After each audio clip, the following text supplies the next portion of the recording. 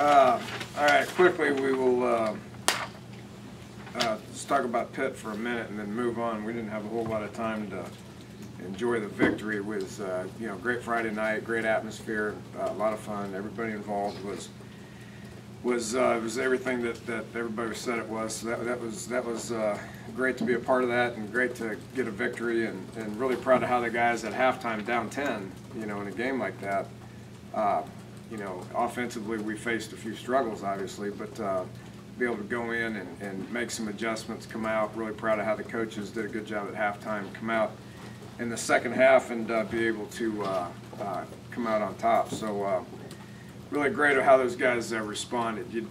There's a lot of energy, a lot of excitement. The crowd was great, the atmosphere was great. The players fed off of that, and our sidelines was probably as energized and energetic and as fun to watch and fun to be a part of as any game that I've been in, just from a sideline energy standpoint. So big win. Enjoyed it Friday night, got back Saturday and watched the film. Met with the guys and got it over with, and then put it to rest. And it's over and it's done with. Moving on towards South Florida, this game is what this team's going to be remembered for. You can take the rest of the games and you can delete them, you can erase them, you can forget them. What this team's going to be remembered for is what happens this weekend at South Florida. Playing a very good team. Their record doesn't reflect what kind of team they are, how well coached they are, what kind of players they have. They started out good at 4-0, beat a good Notre Dame team, and then for the last 6 games or 7 games they just came up a little bit short, and that doesn't have anything to do with what kind of coaches they are, what kind of players they got. They're very sound in their schemes. They've just lost some tough games, and we fully expect to get their best. So it's going to be about what we do. We practiced late last night. We'll practice late tonight because today's a school day. We don't have our players until 9 o'clock tonight.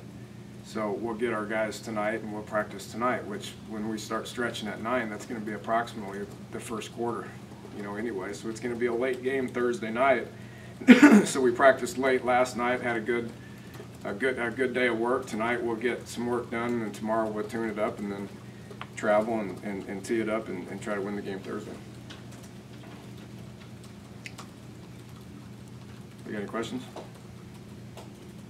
The depth chart moves you made both before the game and during them, do you expect the majority of those to stick this week? Based on yesterday's practice, I do. Corey punted well yesterday. He'll be the kickoff guy today unless Tyler does a better job than him today. That's just how we do that. So, but Corey obviously coming in, congratulations to him on being the Big East Special Teams Player of the Week. He could have folded his tent, 6 or 7 weeks ago, and he remained the kickoff guy and has done a fantastic job for us. But he hung in there and waited his opportunity to punt. It's funny, he asked me on Wednesday prior to the Friday game, he said, "You ever going to let me do this again?" I was like, "Yeah, you better be ready. You never know when your time is going to come where you got to go in there and help the team." And then that's exactly what he did, averaging 58 yards a punt.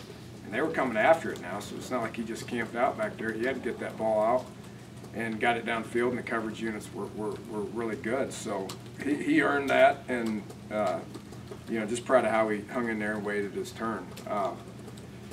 The 2 linemen, Spain and Fight, practiced well yesterday. They'll get the start. We got Edgar and Rader got to be ready to go, because we're talking about 2 inexperienced guys that may need to come to the sidelines and take a break. When you looked at the film, what did Fight and Spain do well? I think got a long ways to go. They're not fantastic by any stretch of the imagination, but they came in. They didn't bat an eye. They just went in and played. And Fight doesn't know very much. He's played O-line for a year, and Spain is a freshman. So we're talking about 2 young kids, but they're massive. They're big-bodied, not try-hard guys, but big-bodied guys that go in and physically can handle the game. So they'll keep getting better. With practice, with reps, they keep getting better. How does South Florida change without B.J. Daniels? I know Coach Schultz was on the call this morning and said they still don't really know. But I mean, are you guys preparing for both, and how do they change if BJ's not able to go? You know, you never. That's one of them things where you got to be careful how you prepare for it, because you don't know who you're going to see.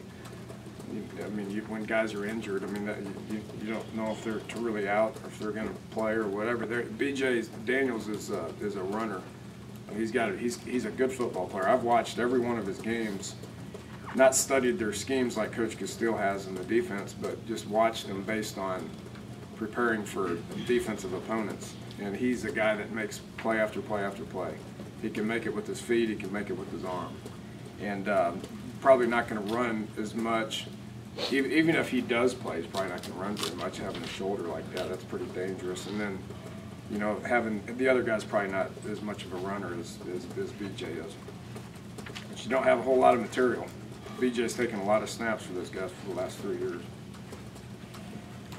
Jamie, you talked earlier today about you have guys that are kind of worn down at this point in the season. But knock on wood, I guess, but if you look around, everybody else has some significant injuries. You guys have fared pretty well. Do you realize that and how important that is this time of year? Does it seem unusual? Each year is different. Each team's different. We're wore down. You know, that's probably the biggest problem with you know what we're experiencing up front. We have a little bit more depth on the defensive front than with the offensive front. Not much, but a little bit. We have, you know, Tyler Rader's, you know, he came into the year, I think he was about 285 or something. He's a lot less than that. Egger's the same way. They've both lost weight. They've taken a lot of reps. They've taken a lot of practice reps. We can't back off as much as we want to because our you know, we're in year one and we don't have a lot of guys with a whole lot of experience. Some of the other places that I've been, and defensively we can do this a little bit more than we can offensively right now, but we can back off due to just having a lot of guys that have played a lot of football and had a lot of experience in the system that we're asking them to do. So we have to get out there and practice. We had to get out there yesterday and take a bunch of reps. We did back off. And then tonight we got to get out there and take a bunch of reps. And it's a fine line between taking too many reps and getting them ready to go and not taking as many snaps and not having them ready to go. So it's just the way it is. Everybody's banged up. We're not going to use that as an excuse. We're going to find guys that can line up, know what to do, and play. Grissom and McCaskill, are they the two strengths of their defense, you think, defensive tackles?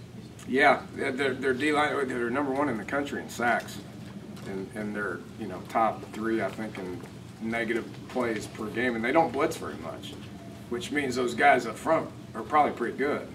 And by not blitzing very much and getting as many sacks as they've gotten over the season, and, you know, stopping, you know, when you run the ball, being able to, you know, create negative plays with just 4 guys up front, means they're pretty good.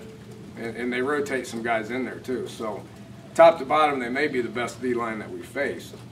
We've faced plenty of guys on the D-line that, and I mentioned this morning in my Big East conference meeting, that there's been a lot of D linemen that are going to be playing on the next level. You know, we got some guys, Cincinnati's got some guys, Pitt's got some guys, UConn's got some guys, Syracuse has got some guys. Everybody's got some guys on the D line that's going to be playing at the next level. These guys, top to bottom, look pretty good to me. Do they try to make you work for things? I mean, I saw where their longest play is 58 yards. So is that what they try to do to make the offense work to get down the field? Yeah, by not blitzing. Yeah. They keep people back, and they're sound, and they play football. So, you know, it's going to be up to us to win one-on-one matchups. If we can win one-on-one matchups, then they got to start adding people. And once they add people, there's more space. So they're a sound team. They're a sound, you know, fundamentally they're sound technique. They're sound schematically. They're sound. They're not going to make a whole lot of mistakes. They make you earn everything you got. And you're going to be on the road in a very important game. It might not be as big a crowd as it would be if they were contenders, but you have not gotten off to good starts at all. How important is that in this game, in particular, with so much on the line and being away? Well, it's important to start fast all the time, which I think you asked that a couple weeks ago and asked if you had a magic formula for us to be able to sprinkle on our team to where we can go out there and start fast. I don't think we've relatively started slow or started bad. If you look back at Cincinnati, we started pretty fast. Cincinnati started pretty fast too. You know, at Maryland we started pretty fast. You know, there's been some games where I don't think it's been a consistent problem. It's been something that we've talked about each and every week. Do I think it's important? Absolutely. I really think it's important to start fast, and we talk about it each week, and we go out there and we try to accomplish that. If we don't score a bunch, that doesn't mean that the other two sides of our ball aren't starting fast. You know, so by being able to jump up and be up 21-0 in the first half doesn't mean that special teams and defense didn't start fast. If you look at the scores in the Big East throughout the whole year, there are not many blowouts. So just because we're not up doesn't mean we're not starting fast. You have been outscored in the first quarter, though. I wouldn't doubt you there. You win that one.